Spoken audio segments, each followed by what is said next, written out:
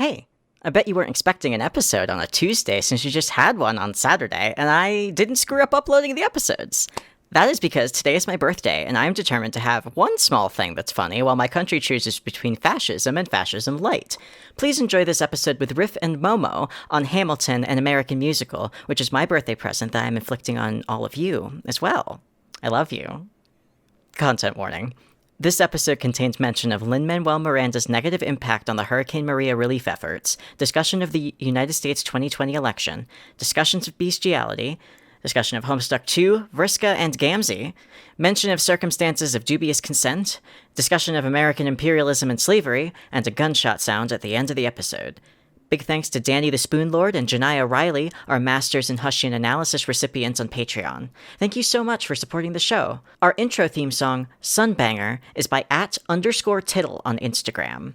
Our outro theme is by Jojo Funk McLovin, who can be found at funkmclovin.bandcamp.com. Enjoy the episode. What if Lin reads Homestuck? Okay, this is another reason we need to stop asking the McElroys to read Homestuck, because if they read it, don't ask them to read Homestuck. I know it's funny. I know it's a funny goof. But if it happens, then not only is Travis going to find out about Karkat... We can't let that happen. But we can't let that happen. But then Lin Manuel Miranda is going to read it. Oh no! And then we're going to end up with Homestuck the No, musical. Griffin and Lin will talk about Vriska, and they'll have the worst takes. It'll be so bad. I feel sick. I can feel my organs failing, like, as a preventative measure. Like, they're trying to protect me. This is my body's, like, my immune system's only available response to this situation. It's just to, like, close shop. We're done. We had a good run here. Let's get the fuck out. Griffin Wilkin Vriska. Griffin is a John Egbertkin if I've ever seen him. Yeah, that's the in my problem, life. because then June, then starts, fixating on Vriska for reasons, and then I don't want to follow this train of logic to its conclusion. What's a famous train disaster? What's the Hindenburg of trains? I've seen the Hindenburg of trains, I know where this is going. What's the Hindenburg of trains, Momo? I'll Google that after, and then we'll just splice it right in here, right now.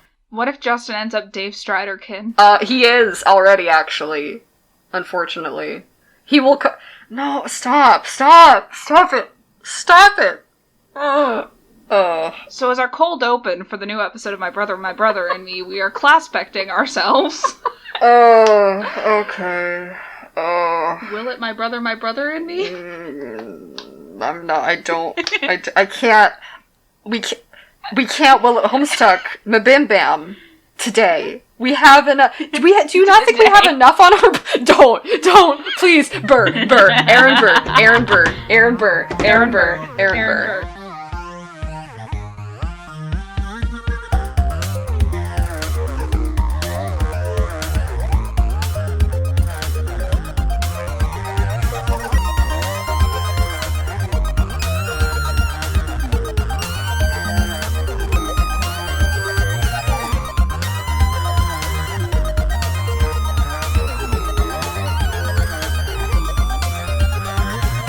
Okay, so do you have a joke intro ready to go?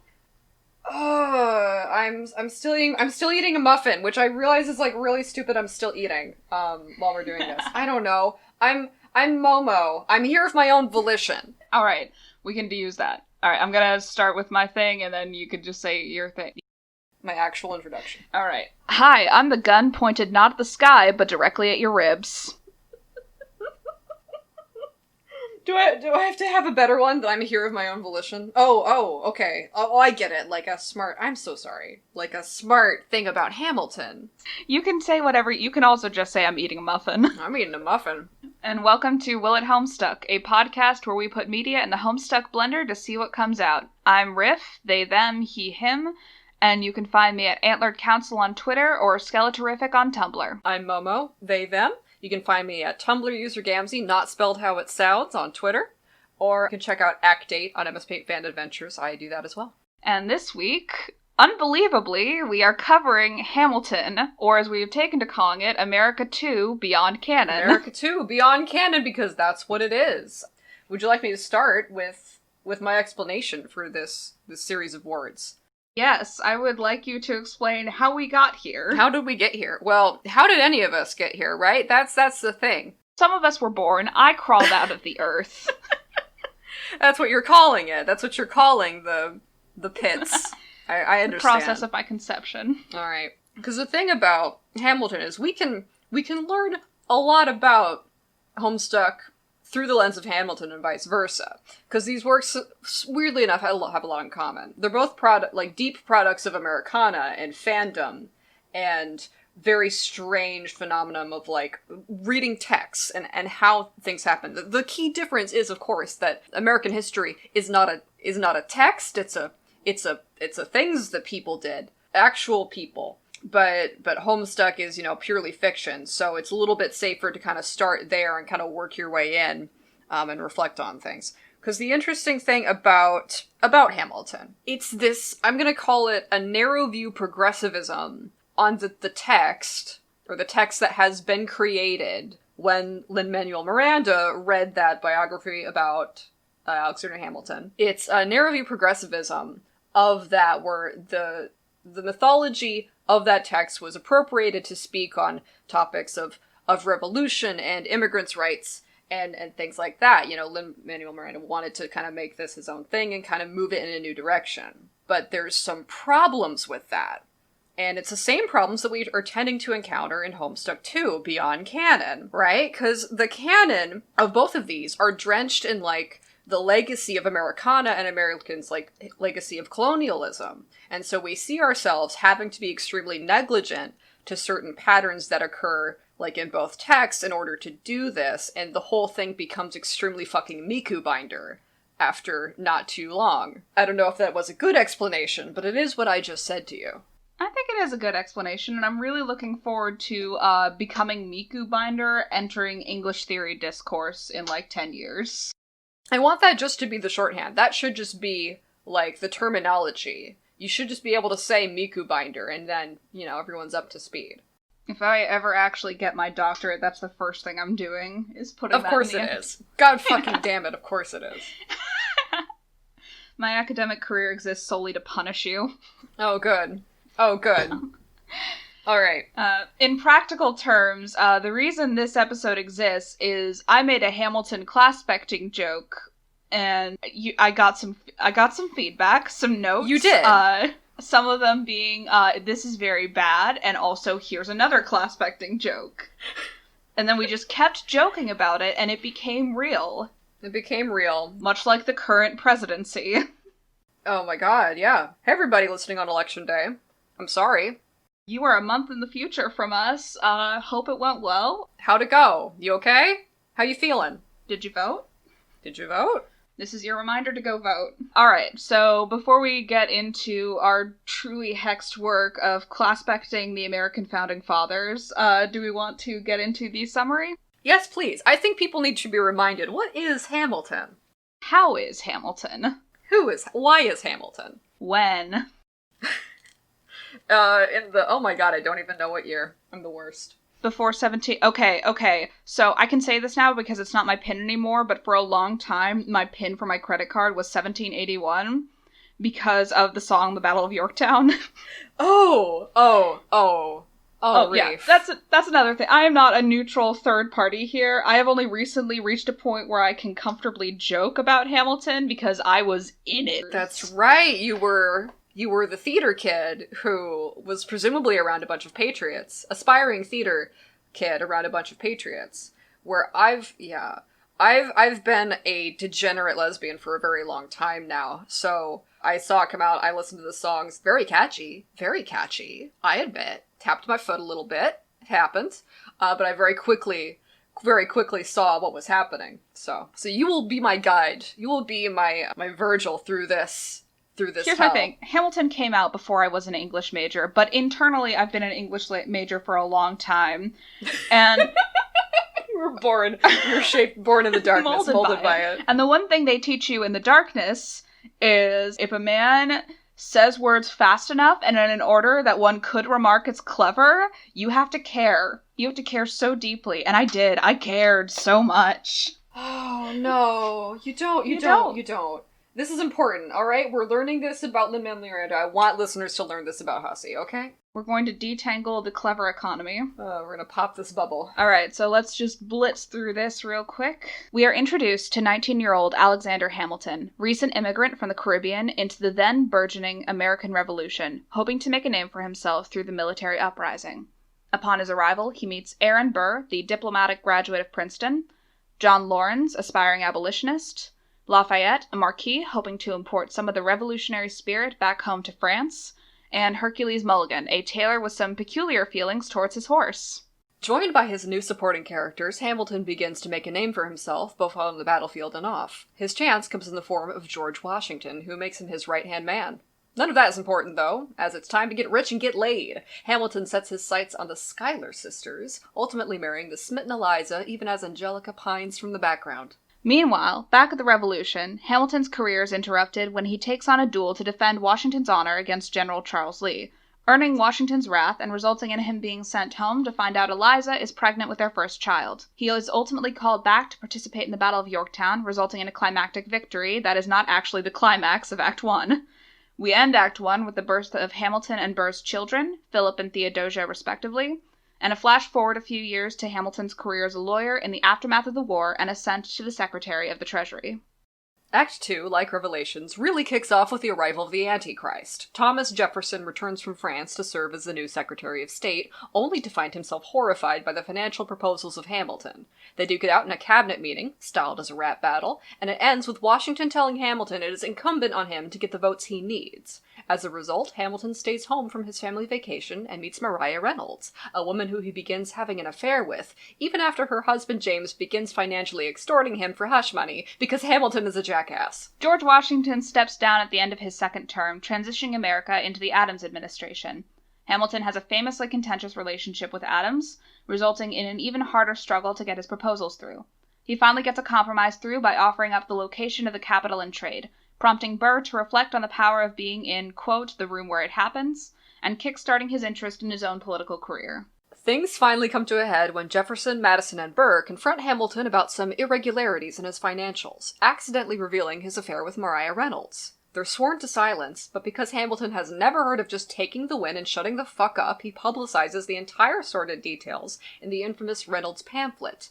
Understandably, this drives a wedge between him and Eliza that is not reconciled until the death of their son Philip drives them back together, as well as dealing a fatal blow to his political career. Jefferson and Burr run against each other in the election of 1800. Jefferson ultimately wins, in no small part thanks to the endorsement of his old rival, Hamilton. Furious, Burr demands answers from Hamilton, only to devolve into an argument about ideals.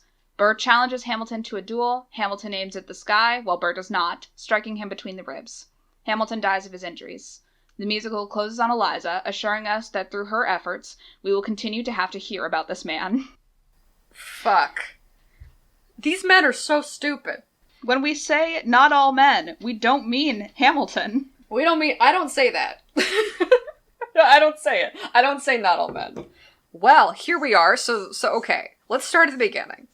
We'll start with order of appearance. We'll kind of talk about, I guess, the story and the people and their interactions. Because the very first, like, the core relationship to all of Hamilton is the Alexander and Burr, like, dynamic. It's the start, it's the end, it's like the thread, the core of the story. Yeah, to be frank, like, I have some, like, intense classes in mind later, but I think we're going to find the axis of the story along Hamilton and Burr's relationship, because they kind of represent the two polarizing ideals of the play. Right, exactly. Do we want to I think we gotta start talking about the Hamilton. Man-Wegbert, if you will. Of the Alexander variety. So let's talk about this character. We already kind of spoiled it for each other. Some of our opinions about this character. I think we very much agree on the Light aspect. That's irrevocable. He can't shut up. He cannot shut the fuck up. And Light has these associations with, like, every aspect has a different way they gain power. Like, heart gains power through self-understanding, mind gains power through understanding of choices and through reason. Light their way of rising up is through excess knowledge and through understanding the mechanics of the world that they are in. And Hamilton has always been about that profusion of knowledge. Mom's dead, gonna read some fucking Mom's books. dead, gonna read some books. I gotta read some books. Gonna be 14 and in charge of a trading charter. Yeah, I'm gonna be in charge of that trading charter. Something, self-starter, working a lot harder, being a lot. There was an old joke in the Hamilton fandom of yore, which this is probably not the first time I'm going to reference said Hamilton fandom, but that, on his home island of Nevin, people shored up and raised some money to send him to the mainland so he could go to college. And there was a joke that the real reason they shored up all that money is because Hamilton wouldn't shut up. So they were like, we gotta get this kid off the island. Oh, I want to make this unfortunately pretty fucking real right now, because like Lin, we can't talk about Hamilton without talking about Lin, buddy, because like didn't he kind of really fuck up some relief effort shit with it's Puerto Rico, right? Yeah, no, I don't have enough, and they hate him. Yeah. I don't have enough details on that to provide an informed take on the situation, but yeah. I wanted to get the receipts before, but you guys kept me up until 2 a.m. last night with our clown wife propaganda. We had so to we talk were about. busy. We were busy. But yeah, suffice to say, we can call him controversial. I think that's a fairly neutral take. Exactly. And what we both know very much about is how much Lin related to Hamilton, and this is another thing where Hamilton is very clearly easy to understand through the Homestuck lens, because it would be a lot better if he hadn't put himself in the cast, if he had just written it. Right? This is a Hussie problem. Yeah, well, it's also just it's the difference between Dave Strider and Hussie's author self-insert. It's Hussie is getting some shit out through Dave, but it's a slightly less egregious. Weird that you're settling on Dave. Dirk is right there. Is there something you don't want to talk about as a heart player? We don't have to talk about it, okay? We don't have to. We don't have to talk. Okay, we don't have to talk about Dirk. Okay, that's all right. We don't have to talk about Dirk. That's okay. We don't have to do it. No, we don't have to talk about Dirk. No, I fixate on Dave because Dave is there for more of it, and I think he also Dirk has more Hussie traits overall, but it's Dave has enough overlap that I think he was the vehicle for it for a while. Yeah. So Hamilton is very clearly Lin's vessel to occupying this story about the American Revolution and kind of making it, about his sensibilities and his experiences. And unfortunately, I think we saw that kind of create some myopic sensibilities about the real world. So this is where we have to touch on the thing that started this whole thing. Hamilton is the Vriska. Yeah. Now, I did not make Hamilton... Don't be silent at me. Don't be silent. Don't make me take responsibility for this. This was your idea. I did not do this, okay? Don't you dare. Don't you dare leave me dry. The reference joke tweet was me saying, so Hamilton is for sure a thief of light, right? And it's just, he is. He's... Moving aside the Vriska jokes and how, Vriska wants to make everything about her, it's Hamilton's way of moving through the world is inexplicably manifesting relevance all over the fucking place. Often at the expense of other people, usually Burr. Hamilton is just running around stealing all of Burr's relevance in a Bugs Bunny style caper. Bugs Bunny in the fucking Miku binder now. No, okay? I'll kill you. Wait, no, that was Jefferson. Okay. You can fucking try. You can fucking try. Okay, so, so I actually gave Hamilton, I decided to mix it up a little bit, and I went with Prince of Light. Okay. I went with Prince. Because I think, there is that kind of flavor of this mission. The identity of the mission. Vriska's more flexible because she's the Thief of Light. She's willing to sort of to recontextualize her ambitions and her motivations. She still has the same underlying I need this to prove to myself that I'm meant to be here. So I will do these things to kind of bolster my faith in my own presence in this story and in this world. Whereas Hamilton's just on the fucking mission, and his light aspect. What the fuck am I saying? Oh god. So His light aspect that is definitely possessed by Alexander Hamilton, founding father, god fucking damn, is what, like, he destroys so much. It's not just that he takes, the light destroys, like, his relationship with his wife, it kills his son, and eventually himself, because he can't shut up. Like, he can't help himself.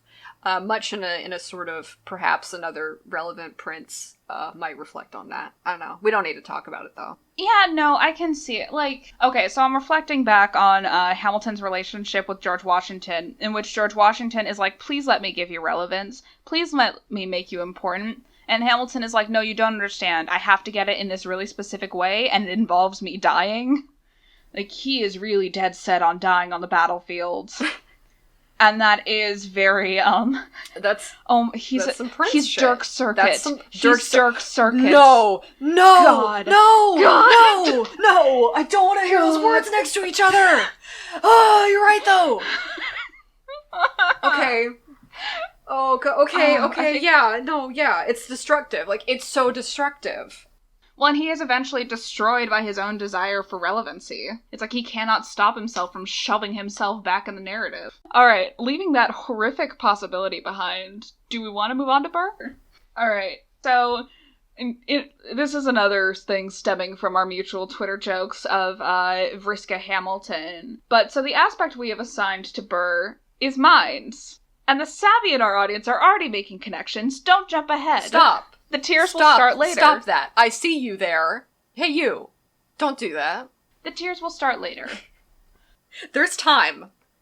There will be time later. But here's the thing about Burr. Within the confines of the play, he is primarily presented as being obsessed with choices and with his own control over his actions. Like, that's the whole idea behind Wait For It, is this idea of, like, I am in control of my own choices. I can chart my path ahead. I just have to find out what the right decision is. He's very logical and reasoned. He has a tendency to, like, hold back when other people charge ahead.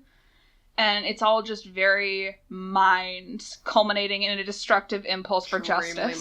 Extremely mind. I have changed my classified a bit from when we were joking. I classified him as an unrealized page of mind. Oh. Who, near his moment of self-realization, just kind of has his light player shot out of the sky. After which he never really climbs back up. Interesting, because with a page, I tend to see the pattern of these relationships where, like, pages are getting advice from other people, a variety of people, they're kind of being counseled, and a lot of that counsel is usually very bad, and it's sort of up to them to choose, like, the correct decision to follow. But, you know, initially, Hamilton, you know, approaches Burr for the advice. Burr is seen as, like, this figure that is very much ahead of other characters in a lot of way. He is, but from that point on, no one listens to Burr's advice. Like, Lawrence, Lafayette, and Mulligan all mock him. Hamilton leaves him behind pretty quickly within the confines of that song. After which, he's primarily relegated to an observing role, especially with Hamilton, Jefferson, and Madison. I'm gonna say maid of mind. And I'm gonna say maid because, for maids, they seem to kind of, like, serve their aspect more than their aspect serves them. Like, he seems to kind of serve these principles. He seems, like, very, like, he recognizes their value, and he's very happy to kind of explain their virtues and sort of explain their virtues to other people. But, like, he never does quite, like, maids get weirdly stuck. Like, they do stall in their stories so often. And maybe it's just because Homestuck fucking sucks and Hussie's weird, but, like, because that's what happens, right? Like, Aradia and Porum and Jane all kind of just stop. Yeah, okay, and also, okay, so here's the thing, my thing about maids is they're usually shafted into some kind of service role, but the issue is, like, a fully realized maid needs to find something that they can devote themselves to that is probably different than their initial service role. So, like, Aradia finds the ghosts in the dream bubble. She does not want to be a maid to Lord English, but what she does want to do is serve the ghosts in the dream bubbles, act as their spiritual guide to the afterlife. Jane does not want to serve the Condesce, not really, but, like, you can make a decent argument for the fact that she wants to, like, act as a service role to her friends. She wants to be a life provider. She wants to take care of them.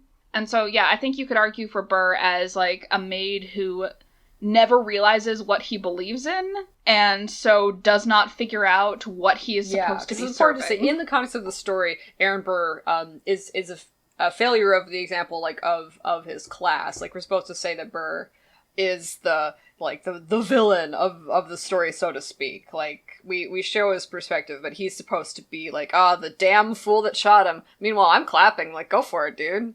One less of you. One less of you assholes. One less. No, but it's like, okay, I'm going to give the Hamilton the smallest bit of credit in that I think it is interesting to have the audience insert, like, essentially our POV character, because it's not Hamilton. Like, we are primarily getting Burr's take on the events of Hamilton's life, also be the villain. And I think that is something interesting about Hamilton, of, like, we are firmly rooted in the antagonist's there was no need for these two guys to be antagonists towards each other. There's that same dynamic towards, okay, look at the aspects, don't worry about it. Where this sort of, like, antagonism just, it's not necessary, and once, like, it kind of, like, finally culminates in that last confrontation, Burr immediately regrets it, because, Hamilton was just so great. Hamilton was just so great, of course, so... Anyways, I'm off to Texas to try to start a monarchy. God, Burr was such a weird. Okay. Founding fathers were so fucking weird. Yeah, America's bad. America's bad country. But yeah, I do like him as a maid, and... Okay, as a side note, Burr as the POV character is one of the many reasons why Hurricane as a song should not exist. We should not be allowed to see Hamilton's interiority. We should always be looking on him from the outside. We can get little narration moments, but, like, that's the only song that's, like, Hamilton exclusively led, and we shouldn't have it. I'm mad about it. I don't like the mindset of that song anyways. Like, I spend that entire song just furious at him. But it's like, it shouldn't exist. No, anytime Hamilton talks this musical, I'm like, wait, you hear it, but then if you think about it for, like, more than a couple seconds, you're like, wait a minute. Oh, you're the worst. You're an asshole. So, it's more of that. It's not like we don't have it in other songs. I don't know enough. I don't care enough about Hamilton or about musicals, but I'm trying. I'm trying for you. So you're welcome. Alright, I will be the appointed Hamilton carer. Okay, so I think it is worthwhile, though, because we've touched on class now, to talk about the light-mind relationship. Because what we have created is Scourge Sisters Hamilbur. Okay, the duel, the end. Definitely the coin flip. That's it.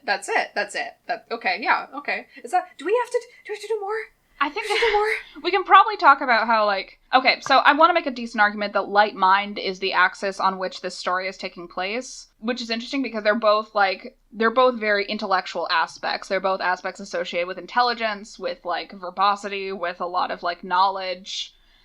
I think the difference is mind is very focused on, like, the here and now and the motions an individual does with their knowledge, whereas light is a little bit more about, like, just accruing knowledge for knowledge's sake. And having your story, like, it's retold. It kind of, it's reiterating of itself. Like, there's the proliferation of the knowledge, of the legacy, of the legend. There's so much of Hamilton is about, like, this legacy. Hamilton's obsessed with his legacy. Not just his actions, but how his actions will be understood by the future, right? So there's also that sort of dynamic. Not just, like, because Vriska's whole conceptualization, we are going to talk about Vriska, was through Mindfang's journal. That's how she kind of was able to conceptualize her own identity as if from, like, the future looking back on her, because she was kind of projecting herself into Mindfang in the past. So she was kind of seeing herself that way and not interpreting herself as a person in the moment who had real vulnerabilities and needs, but as this sort of, like, very distant characterizing lens that, forced her behavior to, turn out not really work for her or the people around her. Burr also talks about legacy a little bit, and, like, he has a joking moment with Hamilton of, like, did you hear that the general just died and they named a street after him? His legacy is secure. We should give that a shot, maybe. Which is a good little foreshadowing moment of, I'm gonna kill you. But, I'm gonna kill you, yeah! Because that's the thing, because Terezi is also very invested in, like, the whole ancestor thing. Terezi and Vriska are some of the only trolls who are very, very knowledgeable of their ancestors and very interested in it. I think Vriska and Hamilton are both very long-thinking characters. Like, they're more concerned with, like, not only is this, like, this is going to make me cool now, but people are going to be talking about me for years to come. Whereas Terezi and Burr are more concerned with, like, they're interested in legacy, and they're interested in importance, but primarily as it concerns them as individuals. So it's not that Terezi wants people to tell the stories about Terezi Pyro, it's that she kind of wants to live up to Red Glare's expectations, and Burr wants to live up to the expectations of his dead family members. Yeah, Burr's like talking about his parents, like this were their last wishes, this what they did, and he wants to kind of live up to that and respect that. And I don't think this mind light thing occurring in both, you know, because it's also a very key component of Homestuck, is the Scourge relationship. It's the backbone of Act 5. If Hussie had a brain, it would have, like, been more clearly, like, the backbone of Act 6 and stuff, just, like, suddenly deciding it was important again in the retcon. I don't think that's a coincidence. I think this is something that they have in common as being very entrenched in Americana and, like, very American values of, like, what makes people valuable to society and what are, like, what's the pinnacle of American society and of American individuals, because I think it's very much kind of dealing with those anxieties. Well, they're both very, like, self-made aspects. Exactly, yes. You have to bootstraps the timeline and yourself, and if there's anything that it maybe is external causing you a problem, no, there isn't. Heart emoji. No, there isn't. Heart emoji. All right. We're gonna keep, like, there are other characters that we get introduced to at this point, but I think we're going to keep it focused, at least at first, on the characters who stay the same person between both acts, before getting into the Lawrences and Madisons. Alright, so the next character that stays the same in both acts that we are introduced to are King George and George Washington, and I'm glad they're coming up together because I made their class specs related. Okay, I sort of did too. Who would like to shoot first? I would like you to go first because I would like my King George class spec is going to hurt you. I'm ready. Okay, here's the thing. All right. So George Washington, I have decided, clearly a blood player, a very successful blood player. Fucking God, fucking damn it, fucking God, fucking damn it, America. Sylph of Blood. I went with Sylph of Blood because George Washington, like, puts in the effort to kind of, like, facilitate the aspect among the other people, as you were talking to me earlier, because yes, we did pregame this, leading by example, more so than anything else. Seems to just sort of, like, embody the aspect a lot, and that is just going to kind of create the conductive environment to the revolution, right? So I went with that. I gave him some sylph energy. And then with King George, my opinion is that King George is very clearly, like, he's not the Hussie because Lin Manuel Miranda is the Hussie, but he also is the Hussie. He's the cartoon Hussie. King George is very clearly, like, the cartoon Hussie of this situation. He shows up in things that kind of feel like intermission songs. He's never actually interacting with any character specifically. He just comments on things. His songs serve as recaps, and he's fucking insufferable, and I hate his stupid fucking coat thing he's wearing. And he's the worst. And also, like, a lot of his characterization is, like, his songs are written as this, like, cloying breakup song about his ex, and then every time Hussie's on screen, he's being extremely fucking weird to Vriska, or he wants a horse, or he was gonna date Cronus, or whatever. So, I think King George is a waste of breath to play off George Washington's Sylph of Blood, and I think that he's the cartoon Hussie, and that's my opinion.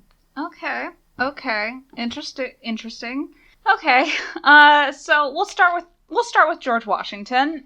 So, George Washington is the single biggest character in this play, by which I mean his, like, introduction and exit is given so much weight.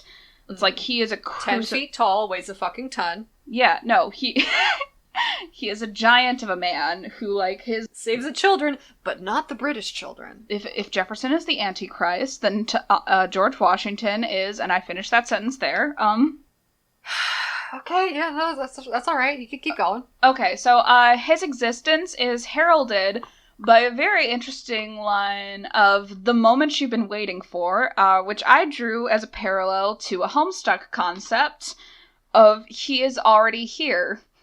His existence predominates, like, the stage for every second he is on stage. Like, he is revered as this figure of absolute authority. Even when he's not on stage, as long as he is conceptually nearby, conversations tend to turn on him. So I put him as a lord. As far as aspects go, his, like, major song, like, his primary song is History Has Its Eyes on You and One Last Time, both of which, like Hamilton, are very concerned with the idea of legacy. However, it's primarily backwards looking. It's this idea of, like, my actions have already been set in stone, and I cannot control how people, like, it is important to craft how history will see me, how, like, time will treat me differently. I have to be looking towards future generations, and I also have to be looking at my past mistakes to contextualize them. I have to control my own narrative. I have classified him as a Lord of Time.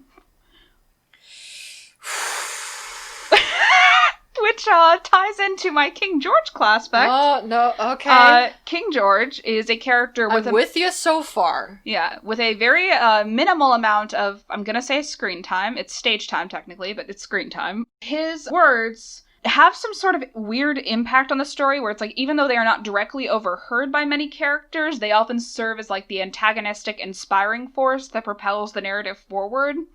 Of this guy said these words, so we have to do all this work to, as a result of his words. Mm-hmm. He is presented in a lot of large, empty stages where nobody else is around him. Mm-hmm. I have put him as a muse of space. I have given him... Oh, fuck off! I have given him the alt Calliope! No, the fuck off, though. Okay, but the thing... Yeah, here's the problem. The Cherubs are British. Calliope is British, though. Calliope's British, though. And so is Caliborn. Don't get me wrong. That's the whole thing. Is that... I'm very upset. But here's also another thing about why you're correct. So George Washington was also, like, at one point British, right? Like, I mean, they're a British colony, right? Like, that's the revolution. Yeah. So, what Caliborn does is it's really, Calliope that's more interested in sort of having a revolutionizing, like, her identity and how she's going to want to, like, adjust to the sort of cherub patterns of society. She wanted to solve it in a different way. But Caliborn doesn't just break, like, he breaks from that. He doesn't, like, consume the sisters' half of their brain in the normal way. He completely breaks from it. He also just violates all the entire agreements of Paradox Space and becomes, like, the guy on the throne of it. Let's be honest, if any culture was gonna tell Caliborn's story in a way that made him look like a good guy, it would be America, because, again, Caliborn is a very self-made man. America, yeah. Like, a lot, oh, okay, yeah. Which contextually makes, I'm now just picturing George Washington's cabinet as the felt. Oh, no. Okay. Like, I'm telling you, this is not a coincidence, alright? This is about America. This is about America. I hear that, but you're right, because, like, now, if you look at what Lord English is in Homestuck, he's a symbol of, like, the legacy of America being actually very nasty and complex, right? And, like, waking up to that. And here's what I don't know if it's time to talk about the Battle of Yorktown yet. Maybe we'll save this, because we haven't talked about the Schuyler sisters yet.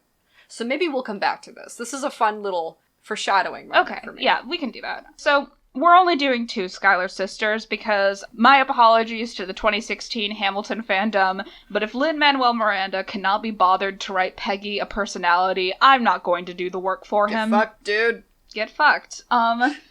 So, do we want to start with Eliza or Angelica? I think Eliza deserves... I think it's what Angelica would want. So let's put Eliza first here. I want to hear yours first.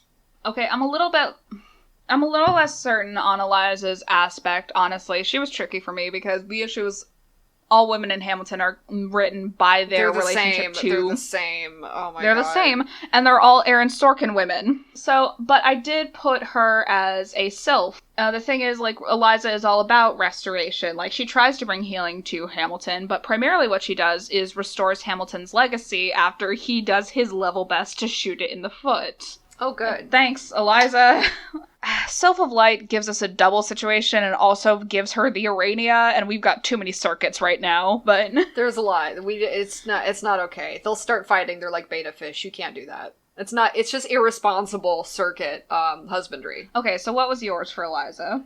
I gave her the seer, and I gave her seer because she seems to...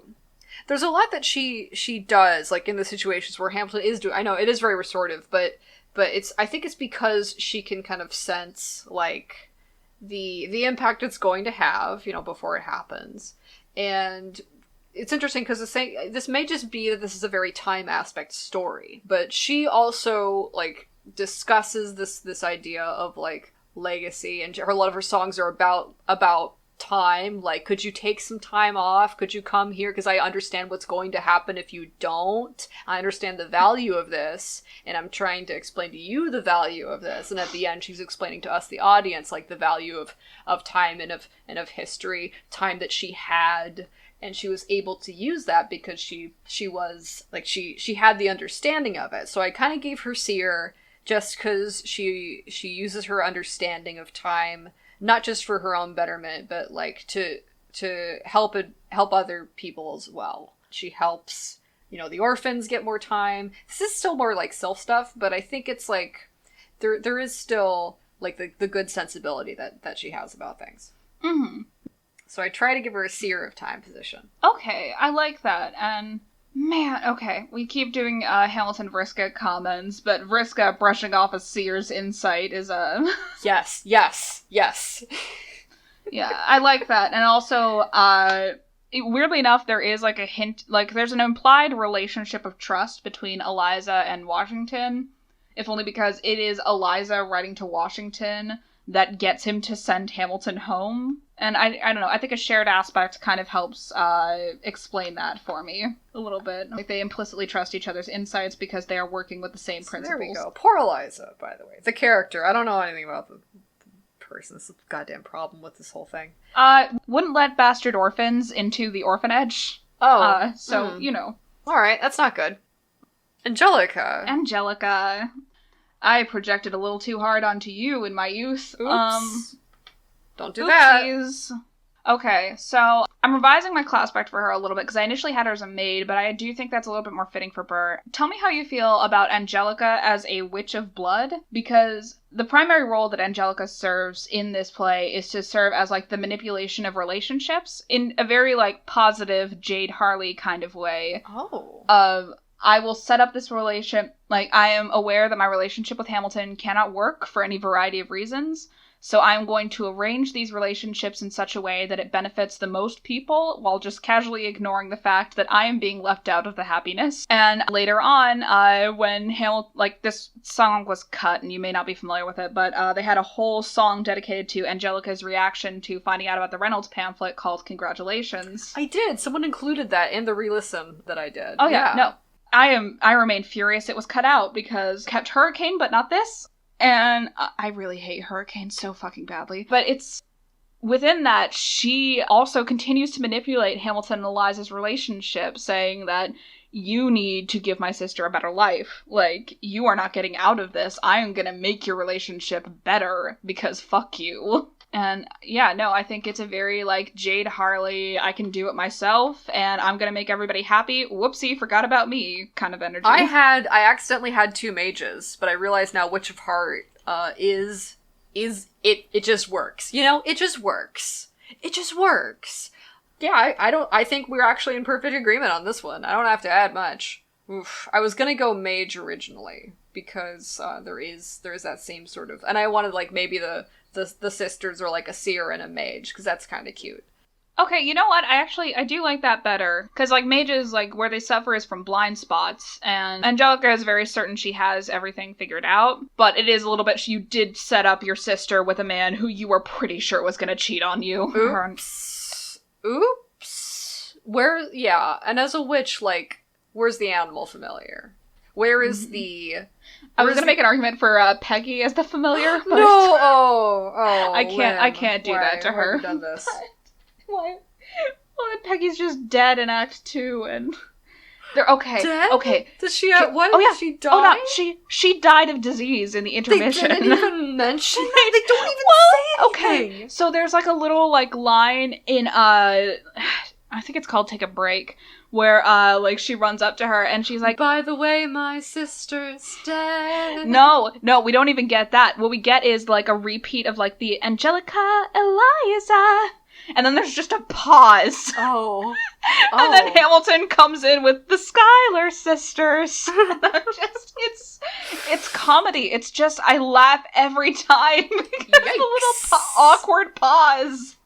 There's so many little moments where I just fucking burst out laughing at this thing. There's like, the corny shit. What's the one in Right Hand Man where it's just the pow? Like, I can't handle it. I get really upset. And at the very end, the choir, the gentle choir singing The Orphanage, like, and they sing it multiple times, and I can't do it. I can't do it, Rif. Why is this so corny? It makes me laugh. It makes me happy. In a way that was not intended, but it is there. Oh god. I think that's the sisters. I mean, we could talk more about them as we get through the whole situation, but yeah. Yeah, I think... Okay, so do you want to talk about the Battle of Yorktown before we get into, like, the assorted trade-offs? I would love to talk about the Battle of Yorktown, because here's the thing. So, if we're looking at what the Scratch is, and what Cascade is, we'll start with Homestuck. So, it is, like, dividing Homestuck into two halves. One half just tends to be most of the story. That's fine, don't worry about it. But symbolically, what the Scratch is, continuing this read of Homestuck as Americana, the Scratch kind of resembles this point of no return where the characters now recognize at some level that, like, their history and their society as it exists is untenable, and the Scratch is this moment, and Cascade is this moment of apparent triumph over that, where they choose to cross the threshold, and they've now moved into the second half where they have a new awareness of their situation, and ideally are moving forward to, like, reconstruct from that new realization their new relationship with the premise of Homestuck and the premise of America, so to speak. And so Battle of Yorktown is the Cascade of Hamilton. So after that, like, what we see also is that the narratives recontextualize. These are no longer, like, young, scrappy, and hungry. They're fucking dads. Characters are reframed. So there's, like, now we've got new characters like Philip and Theodosia who doesn't even exist in this story, which is unfortunate. What's she up to? I don't know. Lawrence, Lafayette, and Mulligan are the beta kids, and Jefferson. Are they? Oh, and no. Jefferson, Madison, Mariah, and Philip are the alpha kids. Oh, no. Oh, no. Okay. All right. Oh, fine. I was gonna say that, like, now in the post-Scratch, like, Hamilton is now, like, the guardian of Philip, and they have to also deal with the kind of the responsibilities of that. It's Homestuck does this reappearing metaphor of, like, intergenerational relationships and tensions that scales up and down into, like, all the way down into, like, cellular mitosis and all the way up into universes kind of in a reproduction cycle. And somewhere in the middle is both, like, interpersonal, generational frictions and, like, large-scale national, like, histories and legacies and things like that. Mm-hmm. So, yeah, but I don't have to like it. Yeah, I don't think any of us have to like it. We're not here to like things. We're not here to like what we're doing today. Mm-hmm. Yeah, we're not doing a part 2 because God forbid, but, like, no, if we were... No. Yeah. But I just need everyone to know that Cascade is the Scratch. And that's why we do have to admit Battle of Yorktown goes pretty hard. Yeah, unfortunately. Does go kind of hard. It goes pretty hard. There was a reason it was my pin number for a while. That's the problem with Hamilton. Like I said, Lin has this extremely narrow skill set that worked for a lot of people because, like, if you just look at it, that's extremely myopic slice, you won't notice that you're in hell. But you are. You are in hell. And I need people to understand that the same thing is true of Homestuck. But that's okay. It's okay to be in hell. It's okay to be in hell. Hell is open. All the devils are here. America is hell. And you all listening to this in a post-election world will agree with me, I hope. Whatever the result is. Yeah, whatever the result is. We're it's still post-hell. America. Congratulations. We're America too, beyond canon. Welcome to Earth C, baby. Hamilton's just, it's beyond the canon of America. It's trying to just sort of... Alexander Hamilton went ultimate and decided... Oh my god, yeah. Dirk Circuit. It's very revisionist. Dirk very Circuit. revisionist. Dirk, stop it. Okay. Act 2. Tell me about it. You've mentioned that characters are different in Act 2, and I don't know enough to know what you mean, so please extrapolate. Okay, so we've got an issue with... Okay, so Hamilton is like a very tight cast, and part of that is that Lin Manuel Miranda decided, okay, so we've got some characters who are important in the first half of Hamilton's life but aren't really reoccurring in the second half, and we've got some characters in the second half that aren't necessarily present in the first half. So what if we just recast the actors? And they're specifically done along lines of, so there's some parallels between the characters that are recast, and you can tell that within the first song when they're going like, me, I blanked for him, me, I blanked for him. So we've got the Lawrence and Philip Hamilton in actor. He plays both his friend John Lawrence and his son Philip Hamilton, and he says, me, I died for him. And then we've got Lafayette and Hercules Mulligan, who also played Jefferson and Madison, and say, we fought with him. And that takes on a double meaning of they fight alongside him as Lafayette and Mulligan, and they fight with him as Jefferson and Madison. And so, okay, Janai was making this joke earlier when we were pre-gaming about Lawrence as Philip's Dancestor, but like... It's not far off in terms of how I want to class-spect them, in that they inherit similar themes. They're the Dancestors. No, they're the Scratch. Oh shit! They're the Scratch version. They are the post-Scratch. Which is why I want to open up with my Lawrence and Philip are the only ones I had really strong class specs for. And so I wanted to introduce this theme of, like, same aspect, different class takes, cross actors. So with Lawrence and Philip, Doom player, obviously. First of all, just for, like, the death coding. Like, they're the two characters who die. Like, we see it happen. But it's also, in Lauren's case, Doom has a lot to do with oppressive systems. It has to do with, like, things that are built into our society that are actively harming us. And in Lauren's case, that is literally the enslavement of African American people. And... he is an abolitionist, and that is his primary focus. So what I see is Lawrence as a prince of doom. He is attempting to bring destruction to these systems, and is ultimately destroyed himself. And Philip as an heir of doom. He acts as his father's heir in terms of, he mentions he has his father's looks and his father's brains, which is another instance of Lin Manuel Miranda being really insistent about how hot Hamilton is. God! But he... Dunk on this man. But he inherits the death of the Lawrence Philip actor. And also we can talk about Doom's relationship with Light as the opposite of the aspect wheel. Philip suffers a short life and no legacy, which is his real inheritance from his father's bad dueling advice. This really works. Now, I have something a little different, but for all the same reasons. It's very strange. I have, and this was an accident, because I did not realize the Philip Lawrence thing, but I had them both as Rage players. Okay. And Philip was the page of Rage, because he gets this bad, destructive advice, and it ultimately destroys him. But he's very concerned about the truth, and setting the record straight, and, like, he acts, out of a sense of justice and anger in the duel that gets him killed. And I had Lawrence as a Knight of Rage for all the same reasons, because Rage can very much be the aspect of revolution and of the troubling components of a society that no one else really wanted to address. That's totally fucking inappropriate to talk about the Founding Fathers, because they're a bunch of jackasses, but, like, in the context of this, if we want to say that this is an abolitionist character, even though it's extremely, I think, probably very revisionist, of American history, we would have, a night of rage to, like, the defending of the sensibility and for the benefit of others. So I have Lawrence and Philip as the night and page of rage. I really should have read the Wikipedia articles like I said I was going to do, because I don't know. Yeah, shit. no, I think... From what I understand, Lawrence actually was, like, very sincere in his attempts for abolition. Like, comparable to the rest of the founding fathers, he actually walked the walk. Good job then, buddy. Like, okay. Congratulations. Like, you not as big of a jerk as you could have been, Award. Not as big a dick as he could have been, Award. I do like the rage thing. I guess it depends on whether we're seeing more Captor or Makara energy off of them. Yeah, well, you can't really trust Homestuck with its Makara energy. You cannot, because I think the same. Yeah, because like the reason, if you are going with my read of Homestuck as Americana, the reason it's so fed up with rage is because like rage is such a scary principle to American society. We hate the rage aspect in American society. We really fucking hate it.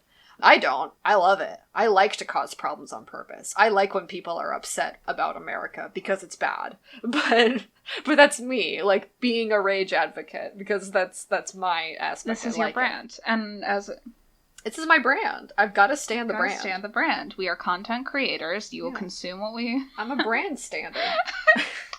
So now's a good time to talk about New Game Plus. But it is going to be very good, is the thing. New Game Plus is going to be very good. Okay. Don't mind me cracking my knuckles. I'm not threatening you.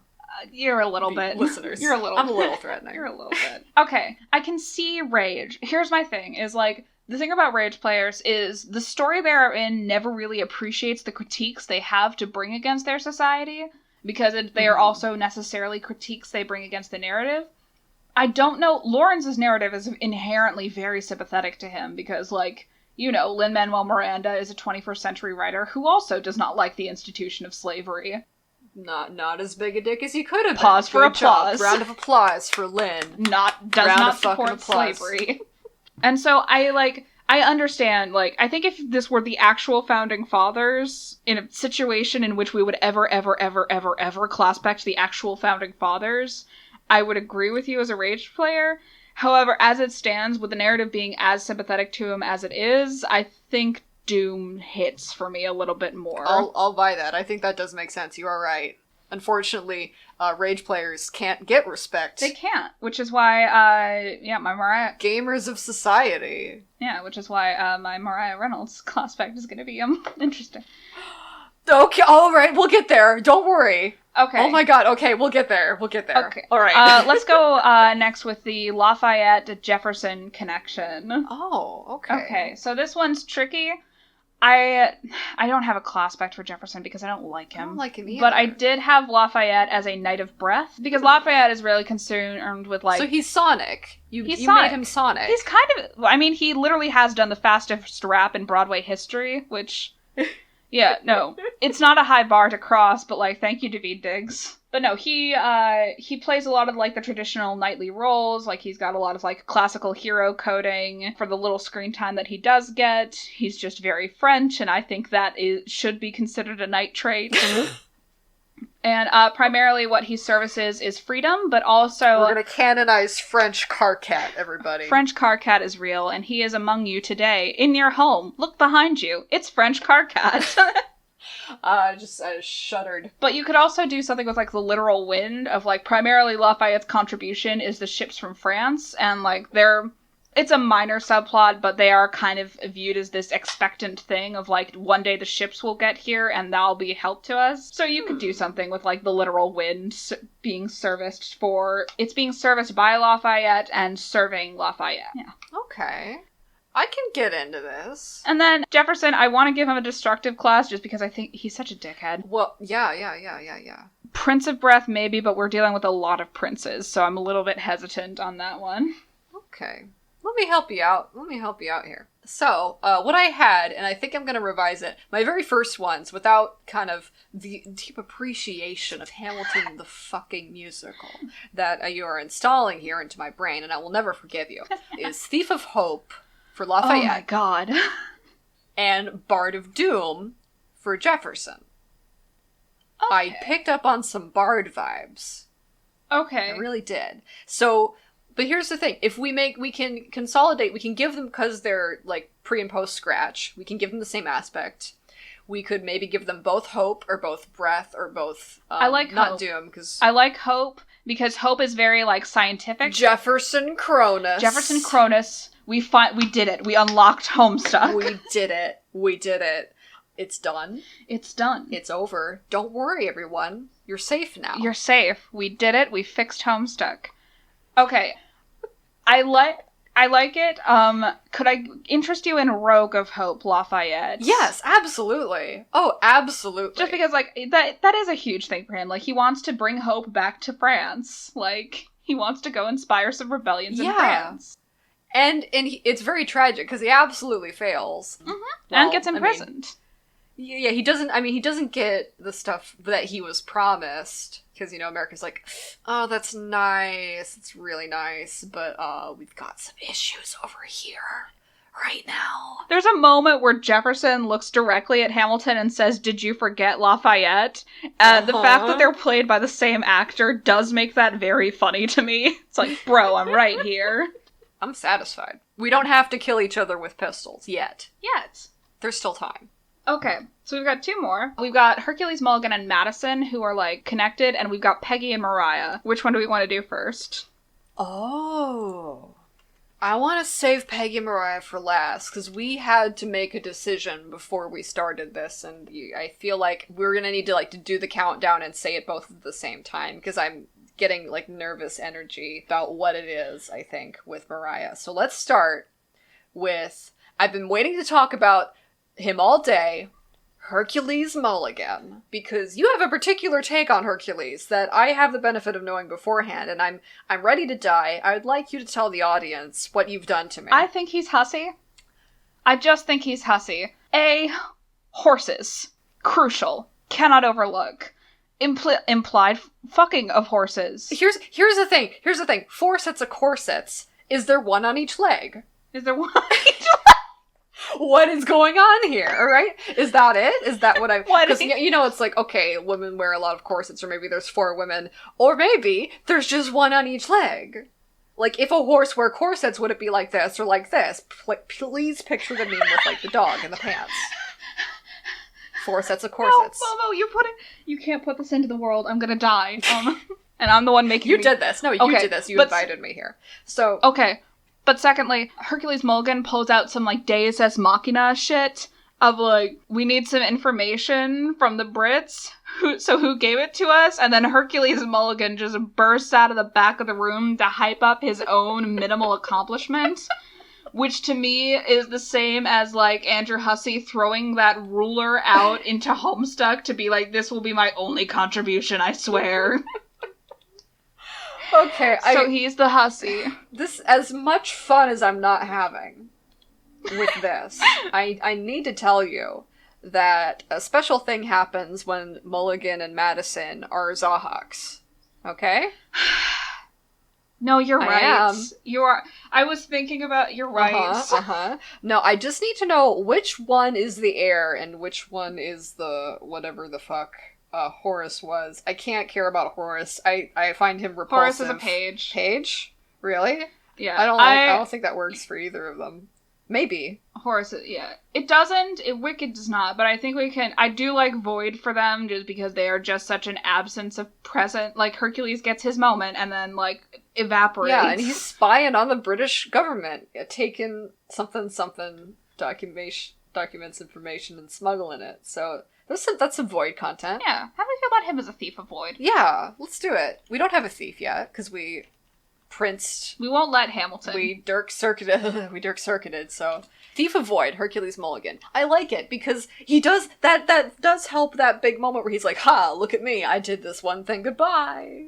It's that, like, the relevance and, like, the not being on the stage and then kind of being on it, and that way that the spotlight kind of, like, isn't on this guy... But it is for a moment, and the sort of, I think there's some thief energy there as well, somehow, that I'm picking on. I'm having a hard time describing it, which I think is also voidish, right? Yeah. That's not a cop-out. That's not me making any excuses for myself or wanting to move the fuck on. How about Madison? Tell me about Madison. I don't understand Madison. I think Madison's tricky because Madison is primarily there as a supporting character. I think you can make a decent argument for Mage, but this is primarily drawing from historical context. Like, A, he was one of the contributors on Hamilton's 8 million constitutional essays, so he is knowledgeable. B, okay, so you know at the start when they won't let Hamilton do the accelerated program at Princeton? Mm-hmm. Well, the reason they won't let him do that, and it's not in the play, but it is historical fact, the reason they won't let him do that is that program was so intense that it drove a student to a mental breakdown, and that student was James Madison. So that, to me, speaks to suffering as knowledge. Oh no. Okay. Do we have 2 mages now, or is that... Oh. No, because we had Angelica as a witch, so... Oh, okay. Yeah. Alright, so... Also, like, we're not doing a session. We don't have to worry about doubles. I am. I'm making this solid. Okay. Rock fucking solid. I hate it so much. Okay. Yeah, that works. We got a mage void for Madison. I'll work with that. And Thief of Void for Hercules Mulligan. I gotta say, I do enjoy the auditory experience of Hercules' moments. Like, yeah, it's fun. It's great. I like it. I love its punchy energy. It gets you so pumped up that you forget for a minute that this is the guy who fucks his horse. Stop it! Oh, God. Yeah, okay, no. Oh, man. Why, Lin? Why, Hussie?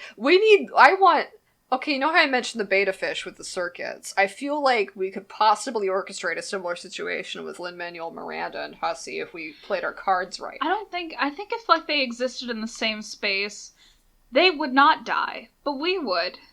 God damn it. You're right. I'm being naive. Yeah, no, they would not be allowed to, because they have dark work to get to. Oh, God damn it. Okay. Those two keep each other alive. Lin Manuel Miranda and Andrew Hussie are a part of the same Cherub, and one has to eventually predominate over the other. I was gonna say they're like mutual horror cruxes, but you just kind of went there. Well, oh my God, but George and King... Oh my God, George Washington, King George, Cherub, right? This goes back. Oh yeah, no. Oh my God. Oh my God. Oh no. Oh no. Oh no. Oh no. George is 6 letters long, too, isn't it? I know that's not a Cherub thing, but I'm starting to become very upset with you. They're both named George. It's a Cherub named George, and so... If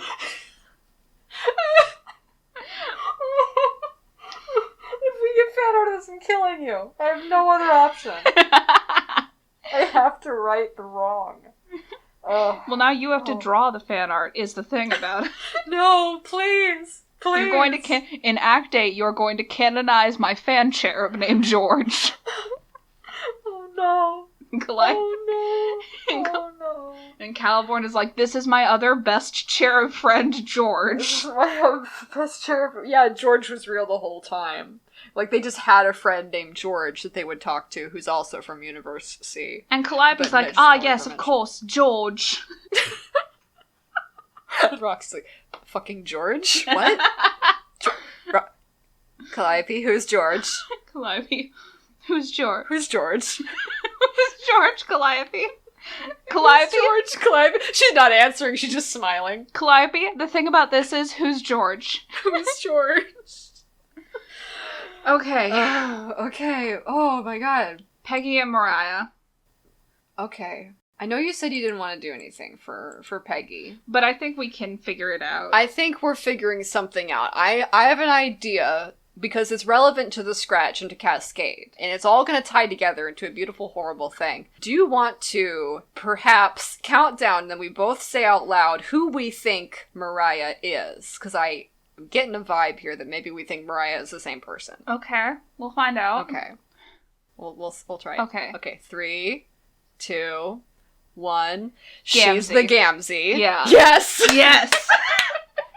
She's the Gamzee! She's the Gamzee! She's the Gamzee! Oh. She's the Gamzee! And that means Peggy is the pre-Scratch, like, Act 5 Gamzee, okay? God. Oh my God. Yes! It's just like she said, like, again, like I said, Rage, like, the narrative cannot appreciate Rage's critiques because Rage is inherently counter to the existence of the narrative. It's like rage cannot brook narrative. It inherently sees it as a thing that marginalizes. And the narrative has to marginalize Mariah. Like, we're allowed to feel a couple of drops of empathy with her, but we are primarily meant to see her as this antagonistic force that insidiously comes in to wreck Hamilton's life. Mm-hmm. She is the moment, like, after that, everything just keeps fucking unraveling for Hamilton. And it's somehow still blamed as, like, her fault. Like, her song is all, like, very slinky and seductive. She's responsible for this somehow. No, she fucking isn't. He made that choice. Like, everyone's choices, like, come back to this poor woman. It's like, and here's the thing, like, even if she was not, like, part of a scam to extort him for money, he should not have been sleeping with her. Not just because he's married, but because he was a public official that she came to for help, and he slept with her. Like, it is an abuse of power.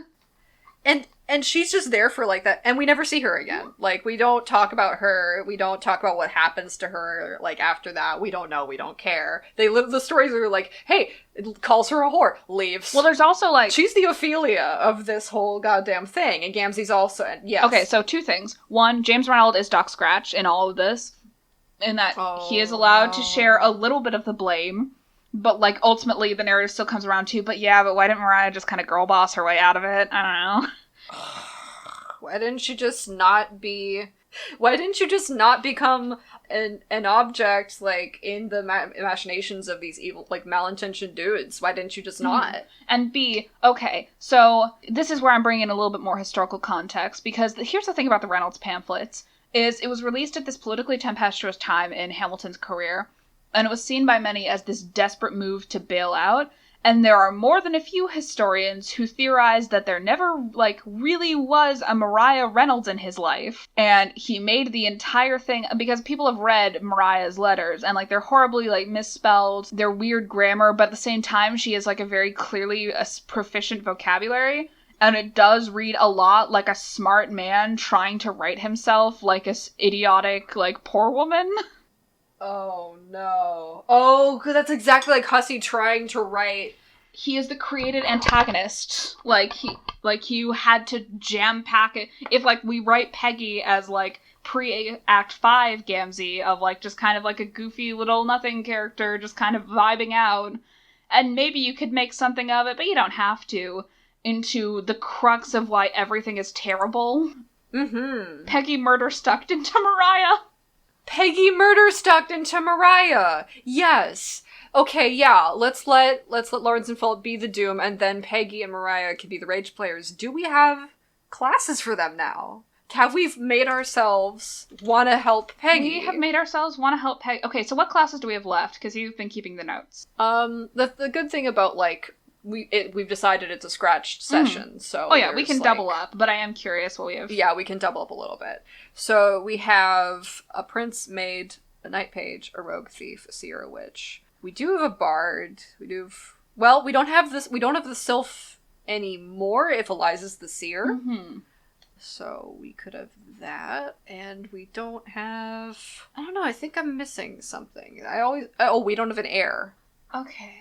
Air could be interesting. We don't have a self. Air could be interesting. Yeah, it's such a bard energy coming off of her. Like, passive invitation of her own destruction. She's just the Gamzee. It's like she is a vessel through which the narrative acts. Mm-hmm. And we don't get anything from Mariah's perspective. Like, we get maybe almost not, like, Peggy, nothing from her perspective really either. Like, there's just a couple lines. Like, there's some voiced opinions, but we don't get after that. No, nothing from Mariah.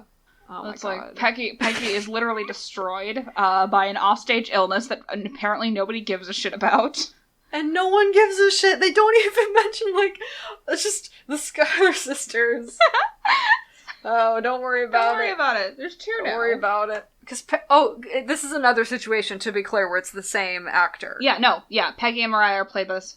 Oh my god. She is part of the chorus of Me, I Loved Him. Which has some strange implications. Yeah, I was wondering about that. It does, a little bit. Which, like, Peggy is not really implied to be in love with Hamilton, so, like, I don't think he cared. Yeah, no. That's another reason why it's rage. Like, the author cannot care about you and be extremely up their own ass about it to the point where... Okay, so you mentioned voiced opinions, and, like, Peggy does bring some critiques, but they are not ones that are appreciated either by her sisters or even by her society. It's like, her problem is with the existence of a war at all, and this idea of, like, why are we engaging in violence? People are gonna die, and nobody wants to hear that because it's revolution time.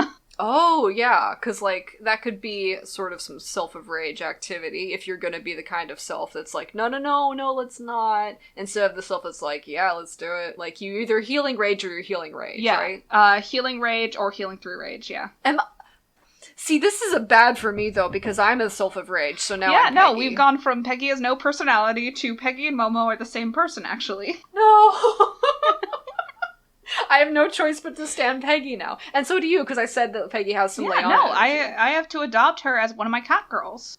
All right, we did it. This is your character arc for this episode. I hope you had fun. I hope... We had more character development than Peggy. Okay. So we were planning on doing a diagnosing the Gamzee section because this is Clown Town and we assert our supremacy, but we kind of just did it. We dealt with that. We dealt, like, the weird sexualization of the character and how the character kind of gets blamed for circumstances that are really more the choices of, like, people around them, and there's just this object, the pharmacon, alright? The pharmacon of Hamilton. The Gamzee is the pharmacon of Homestuck. And the discourse will never be over until I end it myself. The discourse will never be over, and I refuse to end it, actually, because I think people should reckon with it. Okay, good. Yes, that's what I mean. Like, I want people to reckon. And so far as diagnosing the Vriska, okay, so here's the thing. Diagnosing the Vriska takes on two roles in my brain. One is, Hamilton is Vriska, because Hamilton plays the role of that character which demands relevance from the story, they demand the spotlight, they take a great deal of, like, self-motivated investment into their own narrative. But I'm reading through the traits of Vriska characteristics, and I think I'm going to read them out right now. So we're going to deal with Vriska as a character. A dirty, nasty girl, tries very hard to do what she believes is the right thing, does not always do good things in the pursuit of what she believes is the right thing, has a strong desire to be in the spotlight, influenced and groomed by a creepy and manipulative older adult, compets on some boy, has a turbulent, emotional, close, and fraught relationship with her best friend, who she almost definitely has a crush on. This person does not ever stop believing in or rooting for the Vriska, even if it's in secret, is kind of stupid and obstinate, has a lot of irons in the fire, an explicit fuck you to the idea that women can't be like this. I look at these traits, and for the most part I see Angelica. Yeah, I was gonna say, yeah, that's some Angelica energy. So, yeah. Oh my god, this is you're getting dangerously close to putting on that Miku binder, and I'm standing here with a newspaper and I'm being like, bet. Here's the thing, we're seeing it, it's happening again, because Clone High is popular again now, and now I have to see somebody saying I'm Gandhi-kin on TikTok on the regular. Hamilton is the Vriska insofar as, like, the Vriska role of the story, and, like, having the Vriska class characteristics. Angelica is Vriska as a character, which I think we can forget Vriska is. She's not just an aim for discourse, she's a character. She's a character. That's my daughter. That's my spider daughter. Strange, distant niece. This is my relationship with Vriska. I want her to do well, but she can't come to me for life guidance. I want her to do well. I want her to do as well as she can. I'll support her. If she ends up completely feral, living out of a trailer in the woods, wearing flannel everything, head to toe, you know what? That's okay. That's okay too, as long as she's happy. I want what's best for her, but her thriving is up to her. I can't do that for her. Tragically, much of Homestuck is discovering you cannot make Vriska do anything. You cannot make Vriska do anything. So yeah, we've diagnosed the Vriska, we've diagnosed the Gamzee, which I think is going to be a Momo Rip exclusive segment. No, that's going out there. That's going in the episode. People need to know. Yeah, they do. They do. Mariah Reynolds Gamzee propaganda. If somebody draws me Mariah Reynolds in, like, Juggalo face paint and send it to me, and does not... I will kill you. Momo will kill you. I will be grateful in my own way, and I'll send it to me. Okay. I won't murder anyone. We are not doing a shipping section because God. God, no. God fucking no. God, no. Get the fuck out of here. Hamelberg. No, God, no. Not happening. No. Who said that? It's a good thing it wasn't either of us. Is that it? Are we done? Let me double check. Dreaming Moons. Do we want to do that? I don't care. Britain's prospect, America's prospect. Vice versa. America's prospect.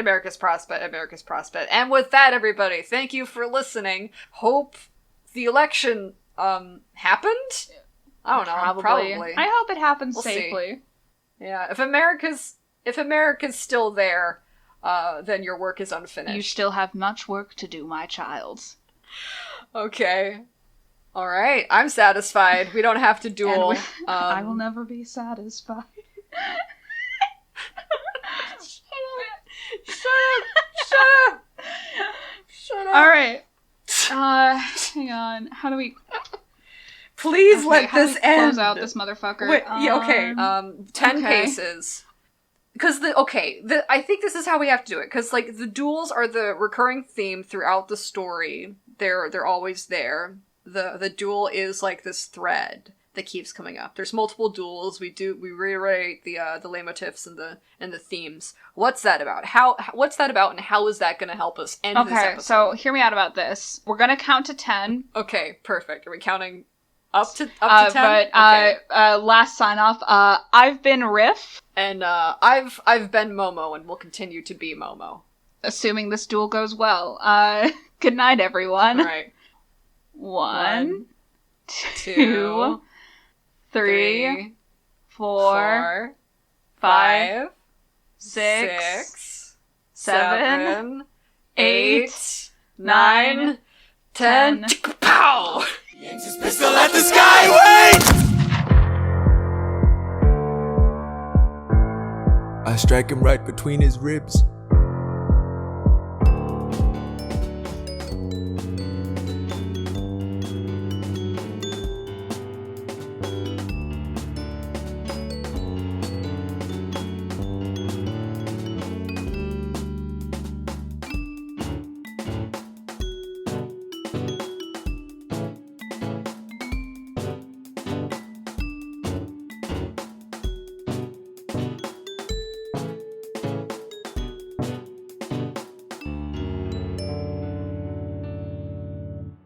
Hey, thanks for listening. If you got all the way to the end, congratulations! You are joining me and the host in Never Seeing Heaven. Please remember to also check out the donate links in the description. We included some efforts related to Puerto Rico and their recovery from Hurricane Maria. Please also keep an eye out for ways you can contribute to your local community as well. It's important to keep each other safe right now. If you like what you heard, please follow us at Homestuck on Twitter. If you want to support the show, check out our Patreon or Ko-fi, both of which are at Homestuck. Don't forget to check out our weekly fanfiction streams at Homestuck on Twitch, and you can even join in our community streams the first Monday of every month. We just had one of those yesterday. We'd also like to thank our class-specting undergrads, I Think You're Pretty Neat, and Sylph of Breath, as well as our Dreaming Moon scholars, Fleece, Kylo Ren, Starshine, and Shane for helping out the show on Patreon. If you'd like to get a shout-out on the podcast, access to bonus episodes and outtakes, and more, please visit patreon.com/WillItHomestuck. This Saturday, we're taking on Code Lyoko with Jet and Bradley. Keep an eye out for that. Catch you later!